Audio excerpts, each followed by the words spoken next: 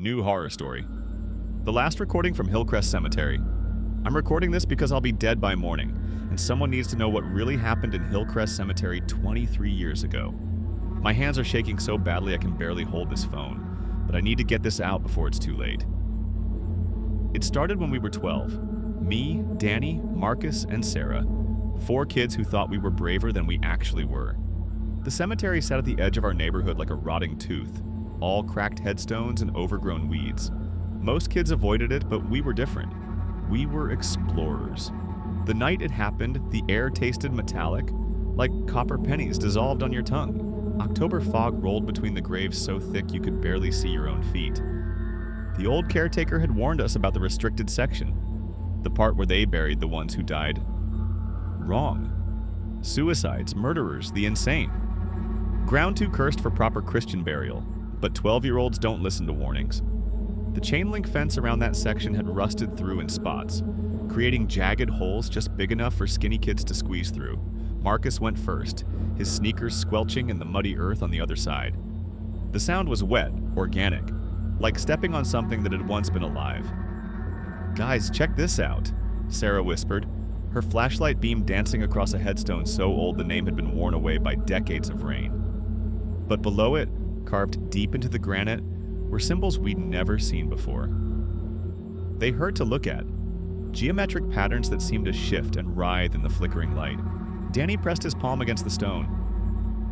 "It's warm," he said, and I watched his breath fog in the cold air. "Guys, this thing is actually warm." That's when we heard the scratching. It came from below, soft at first, like fingernails dragging across wood. Then louder, more frantic. The sound of something desperate to get out. We should have run. God, we should have run. Instead, we started digging. The soil came away easily, too easily, as if it wanted to be moved. 3 feet down, Danny's flashlight illuminated something pale and smooth. Bone. But not human bone. These were too long, too curved, with joints that bent in impossible directions. Sarah reached down and touched it. The scratching stopped. For a moment, the cemetery went completely silent. No insects, no wind, even our own breathing seemed muffled. Then the temperature dropped so fast I could see ice crystals forming on the headstone. The bone cracked under Sarah's touch, splitting down the middle with a sound like breaking glass. Something black and viscous leaked out, pooling in the dirt. It moved against gravity, flowing upward, defying every law of physics I thought I understood. That's when the whispers started. They came from everywhere and nowhere, speaking words in a language that predated human civilization. The sound bypassed our ears entirely, speaking directly to something primal in our brains. Ancient, hungry, patient. We ran then, finally, our survival instincts overriding our curiosity. But as we squeezed back through the fence, I felt something follow us. Not physically, something deeper. Like a hook had been set in our souls, and something on the other end was slowly reeling us in. Over the years, my friends started dying. Danny first, 3 years later. Car accident, they said, but I saw the security footage. He drove straight into that tree on purpose, his face blank, his eyes reflecting something that wasn't headlights. Marcus went next, junior year of high school. They found him in his bathtub, wrists opened, but the cuts were too precise, too deliberate.